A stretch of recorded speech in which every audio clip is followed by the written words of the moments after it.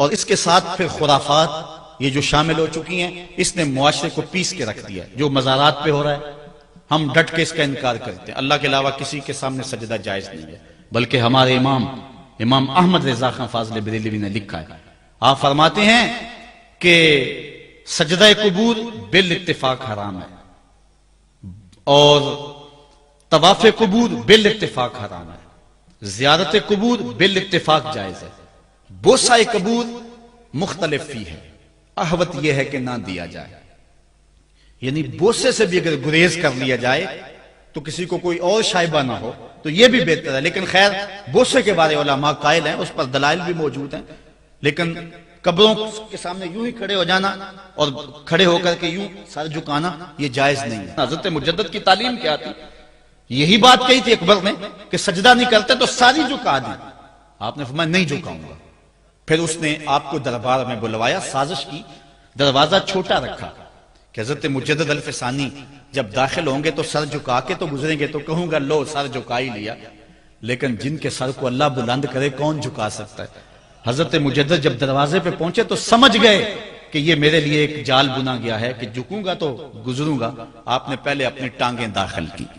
تو اقبال خراج پیش کرتا ہے، حاضر ہوا میں شیخ مجدد کی لحد پر، وہ خاک کے زیر فلک مطلع انوار، گردن نہ جھکی جس کی جہانگیر کے آگے، جس کے نفس گرم سے ہے گرمی احرار، وہ ہند میں سرمایہ ملت کا نگہبان، اللہ نے بر وقت کیا جس کو خبردار.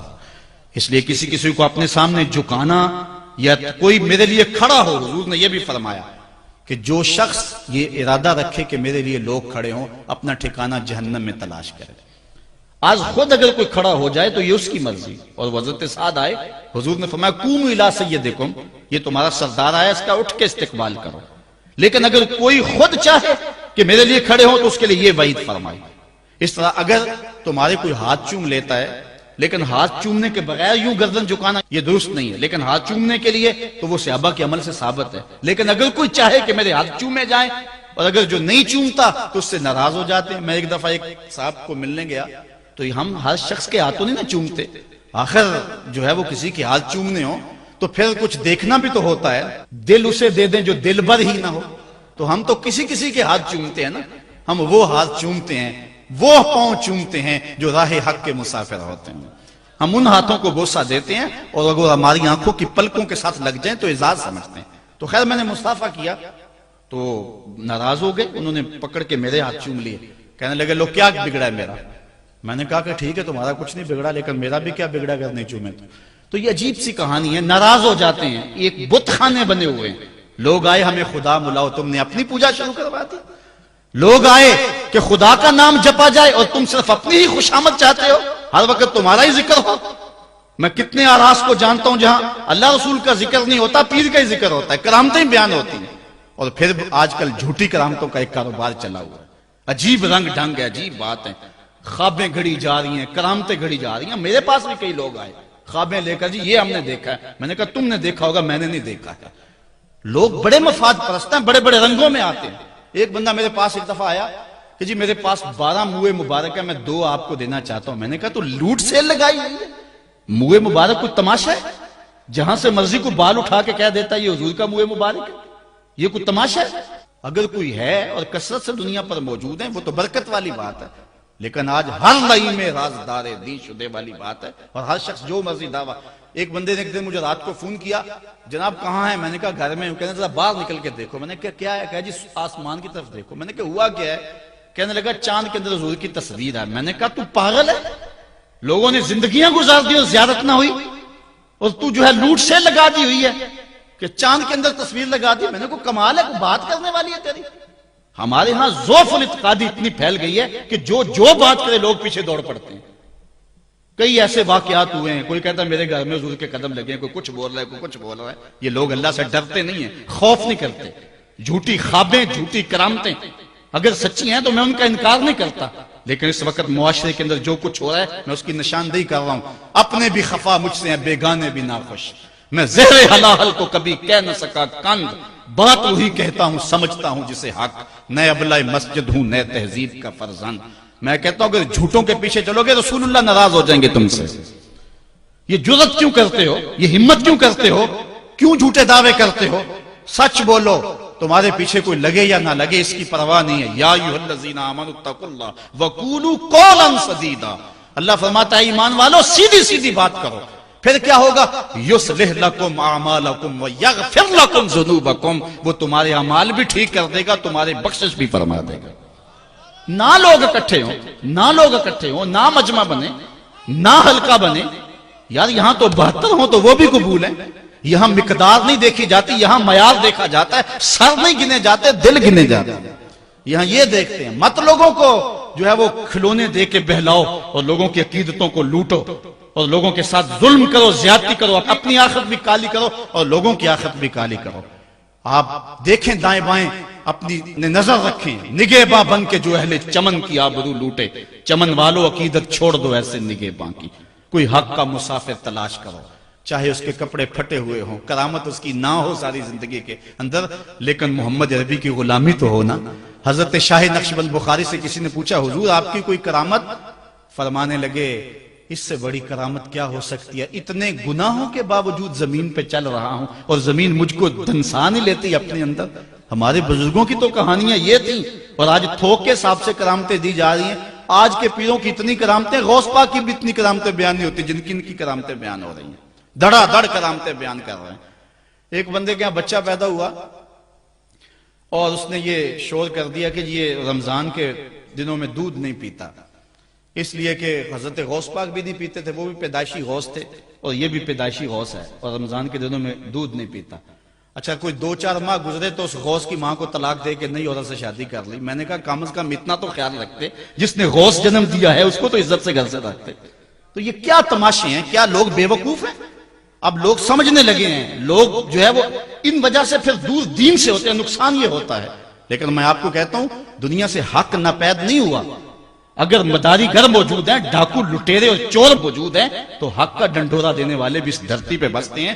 ہمارا رویہ یہ ہے کہ ہم کسی ایک شخص سے بدزن ہو جاتے ہیں تو پورے طبقے سے بدزن ہو جاتے ہیں۔ کئی بندوں کو میں سوچا جو میں دیکھا ہوا ہے پیروں کو، اور تو نے دیکھے ہوئے ہی نہیں ہے، جن کو مل کر زندگی سے عشق ہو جائے وہ لوگ شاید آپ نے دیکھے نہ ہو، مگر ایسے بھی ایسے لوگ بھی ہیں کہ جن کو دیکھ کر کے زندگی گزارنے کا ڈھب آ جاتا ہے، سلیقہ اور طریقہ آ جاتا ہے۔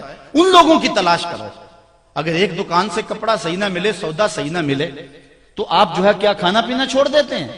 آپ کو پتا پورے شہر سے مٹھائی کہاں سے اچھی ملتی ہے، آپ کو پتا پورے شہر سے کپڑا کہاں سے اچھا ملتا ہے، آپ کو پتا پورے شہر میں جو ہے وہ فلاں چیز اچھی کہاں سے ملتی ہے۔ دین بھی ڈھونڈو کہاں سے خالص ملتا ہے اور کہاں سے نہ خالص ملتا ہے، اس کے لیے محنت کرنی پڑے گی۔ جھولی میں یوں نہیں ڈال دیا جائے گا، اس کے لیے تمہیں جانا پڑے گا، کوشش کرنی پڑے گی۔ ہاں ایک سے دھوکہ کھاؤ گے، 2 سے کھاؤ گے، 3 سے کھاؤ گے، لیکن جو تم دھوکہ کھاؤ گے تم تو رب کے نام پہ کھاؤ گے نا۔ حضرت عمر رضی اللہ تعالیٰ عنہ کی عادت تھی، جو غلام لمبی نمازیں پڑھتا اس کو آزاد کر دیتے۔ غلاموں کو سمجھ آ گئی، لمبی نمازیں پڑھنی شروع کر دی، آپ آزاد کر دیتے۔ کسی نے کہا عمر تم تو بھولے آدمی ہو، یہ نمازیں اللہ کے لیے نہیں پڑھتے، یہ آزادی کے لیے پڑھتے ہیں۔ تو حضرت عمر نے کہا یہ مجھے اللہ کے نام پہ دھوکہ دیتے ہیں، میں 100 بار کھانے کے لیے تیار ہوں۔ ایک جگہ سے دھوکہ کھایا، 2 سے کھایا، 3 سے کھایا، 4 سے کھایا، جب تمہاری نیت ٹھیک ہوگی منزل ضرور ملے گی۔ یہ ہو نہیں سکتا۔ خورش دے بدرا جو کب کو حمام کہ یک روز افتد ہمائے بادام۔ سادی کہتے ہیں چارہ ڈالتا جا، دانہ ڈالتا جا، کبھی تتر آئے گا، کبھی مور آئے گا، کبھی کبوتر آئے گا، پھر ایک دن جس کو تو تلاش کرتا ہے وہ ہما بھی تو آ ہی جائے گا نا۔ اس لیے حق کے سفر کو نہ چھوڑنا، چلتے رہنا اور راہ حق کی منزل پر انشاءاللہ ایک دن ضرور گامزن ہوگے۔ ہم مدینے کی گلی میں پھر دوبارہ چلتے ہیں۔ حضرت عمر رضی اللہ تعالیٰ عنہ کا دربار لگا ہے۔ ایک شخص کو پکڑ کر لوگ لے آتے ہیں کہ اس شخص نے ہمارے باپ کو قتل کر دیا۔ حضرت عمر رضی اللہ تعالیٰ عنہ نے پوچھا کیا ماجرا ہے بھائی؟ اس نے کہا جی واقعی میں ان کے باپ کا قاتل ہوں، لیکن میں نے قصداً قتل نہیں کیا۔ ہوا یہ کہ میں ایک مسافر ہوں، جا رہا تھا، راستے کے اندر سبز چراگاہ تھی، میرا اونٹ بھوکا تھا، اس چراگاہ میں داخل ہو گیا۔ اس کے بوڑھے باپ نے پتھر اٹھایا اور میرے اونٹ کو مارا، اس کی آنکھ نکل گئی۔ مجھے بڑا غصہ آیا، میں نے وہی پتھر اٹھا کر اس کے باپ کو دے مارا، لیکن وہ ایسے ٹکانے پہ لگا کہ اس کا باپ فوراً فوت ہو گیا۔ میرا قصد اور ارادہ نہیں تھا، لیکن بہرحال میں اس بات کا اقراری ہوں کہ میں نے اس کے باپ کو قتل کر دیا ہے۔ آپ جو حکم سنائیں میں اس کو قبول کروں گا، لیکن میں ایک مہلت مانگتا ہوں کہ میرے دوست میرے بھائی کی کوئی رقم میرے ذمے ہے، میرے پاس اس نے امانت رکھی ہوئی ہے اور وہ مجھے پتا ہے کہ میں نے کہاں چھپا کے رکھی ہوئی ہے۔ اگر آپ فیصلہ کر دیتے اور میری گردن کاٹ دی جاتی ہے تو وہ امانت جو میں نے رکھی ہوئی ہے سنبھال کر کے، میرے علاوہ کوئی جانتا بھی نہیں ہے، تو وہ اس تک کون پہنچائے گا؟ اگر آپ مجھے 3 دن کی مہلت دے دیں تو میں جا کر کے اس کی امانت اس کو واپس کر کے پھر واپس آؤں گا، پھر یہ پھندا پھانسی کا میں اپنے گلے میں ڈلوانے کے لیے تیار ہوں گا۔ حضرت عمر رضی اللہ تعالیٰ عنہ نے فرمایا کہ کوئی شخص تیری ضمانت دے دے تو ہم تجھے چھٹی دینے کے لیے تیار ہیں۔ اس نے دائیں بائیں دیکھا، پورے مدینے میں اس کا کوئی شناسہ ہی نہیں تھا، واقف ہی نہیں تھا، ایک اجنبی شخص تھا۔ حضرت ابو ذر غفاری کھڑے ہو گئے، کہا حضرت عمر میں اس کی ضمانت دیتا ہوں۔ ضمانت دے دی گئی، وہ چلا گیا۔ تیسرے دن وعدے کا جو وقت تھا، لوگ جمع ہو گئے، دربار لگ گئے، ابھی تک آنے والا نہیں آیا۔ لوگوں نے کہا ابو ذر تو نے غلطی کی ہے، ایک اجنبی کی ضمانت دی اور ابھی تک وہ نہیں آیا۔ اور میاں صاحب فرماتے ہیں ایک بار جو پھائیں اڑ جاندے اور پھر کدی نہ پھنس دینے۔ ظاہر ہے وہ چلا گیا، واپس تو نہیں پلٹ کے آئے گا، اسے پتا ہے کہ آگے سیدھی سیدھی میری موت ہے، تو تم نے یہ کیا غلطی کی؟ خیر آپ نے فرمایا کہ اگر وہ نہ آیا تو یہ پھانسی کا پھندا میرے گلے میں ڈال لینا، لیکن بہرحال میں نے اس کی ضمانت دی۔ کچھ عرصہ بیتا کہ دور سے گرد و غبار اڑتا ہوا دکھائی دیا۔ جب صورت واضح ہوئی تو وہی شخص تھا۔ حضرت عمر فاروق رضی اللہ تعالیٰ عنہ کے دربار میں کھڑا ہو کہنے لگا حضرت کسی وجہ سے تاخیر سے پہنچا ہوں، معذرت چاہتا ہوں، اب جو حکم ہے پورا کیجیے۔ حضرت عمر رضی اللہ تعالیٰ عنہ اس کے پھانسی کے احکامات جاری کر چکے تھے۔ آپ نے فرمایا کہ ابو ذر یہ بتا کہ تو نے اس کی ضمانت کیسے دی جب تو اسے جانتا نہیں تھا؟ تو سنو حضرت ابو ذر غفاری نے کیا کہا۔ کہا ایک اجنبی میرے محمد کے مدینے میں پناہ مانگ رہا تھا اور اس نے چاروں سمت دیکھا اور کوئی شخص نہیں تھا جو اس کو امان دیتا اور اس کی ضمانت دیتا، تو میں نے اس لیے ضمانت دے دی کہ نہ بھی آیا تو اپنی جان چلی جائے گی، کل کو یہ تو نہیں کہے گا کہ محمد کے مدینے میں کسی نے ضمانت مانگی تھی، پورے شہر میں کوئی ضمانت دینے والا نہیں تھا۔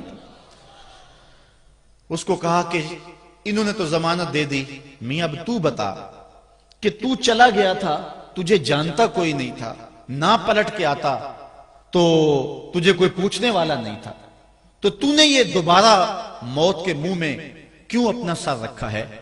تو اس نے کہا کہ میں نے کہا کہ ایک اجنبی کی ضمانت ایسے شخص نے دی ہے جو مجھے جانتا بھی نہیں ہے، اور اگر میں نہ گیا تو لوگ قیامت تک اجنبیوں پر بھروسہ نہیں کریں گے کہ اجنبی یوں سلوک کیا کرتے ہیں۔ تو حضرت عمر رضی اللہ تعالیٰ عنہ اس کے پھانسی کے احکام جاری کیے، تو جن کے باپ کو قتل کیا تھا وہ بیٹے کھڑے ہو گئے، کہنے لگے تاریخ کی کالک ہم اپنے منہ پہ ملیں گے، ہم بھی اپنے باپ کے قاتل کو معاف کر دیتے ہیں۔ یہ ہماری تاریخ ہے، یہ ہماری کہانی ہے، لیکن آج ہم کس جگہ پہ کھڑے ہیں اور کیا ہماری صورتحال ہے؟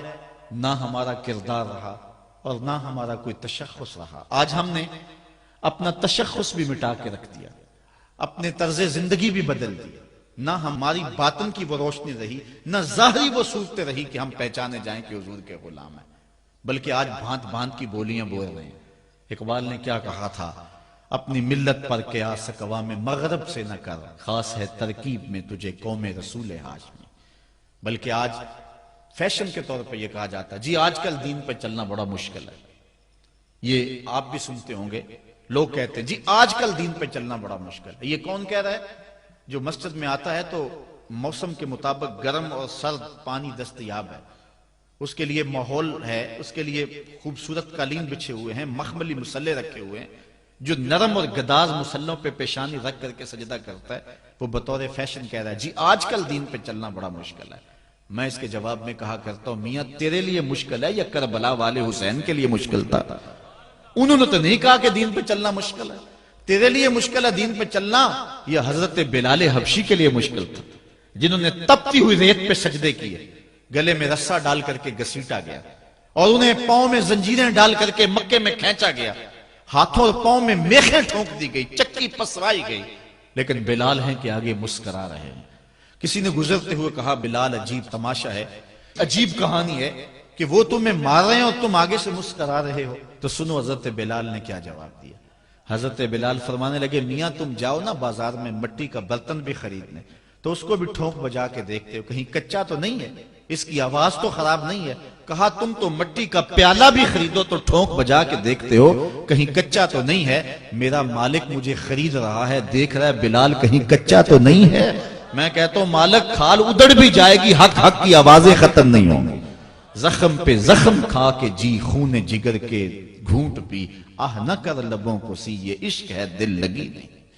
تو یہ ایک دین گریزی ہے، یہ عمل گریزی ہے. جی آج کل بڑا مشکل ہے. پہلی بات ہے مشکل ہو بھی تو ہمارے پاس کوئی دوسرا آپشن موجود نہیں ہے. ہم ان لوگوں کی کہانیاں بھول سکتے ہیں کہ جنہوں نے اس دین کے راستے کے اندر دکھ بھی سہے، ان کو ٹکڑے بھی کر دیا گیا، ان کو 2 اونٹوں کی پچھلی ٹانگوں سے باندھ کر کے 2 ٹکڑوں میں بانٹ بھی دیا گیا، لوہے کی کنگھیوں سے بدن چھیدے بھی گئے، ہڈیاں توڑی بھی گئیں، آگ میں ڈالا بھی گیا، جلتے اور کھولتے تیل میں پھینکا گیا، لیکن انہوں نے رب کا نام نہیں چھوڑا، رسول کا نعرہ نہیں چھوڑا. اور آج ہم کہتے ہیں جی بڑا مشکل ہے آج کل دین پہ چلنا، اور یہ مولویوں نے مشکل بنائی ہوئی ہے. یار دین اتنا بھی مشکل نہیں ہے، یہ کوئی بات نہیں ہے.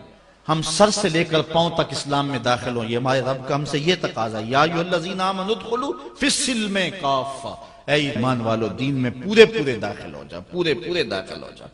تمہاری وضاحت، انداز زندگی، طرز معاشرت یہ بتائے کہ تم حضور کے غلام.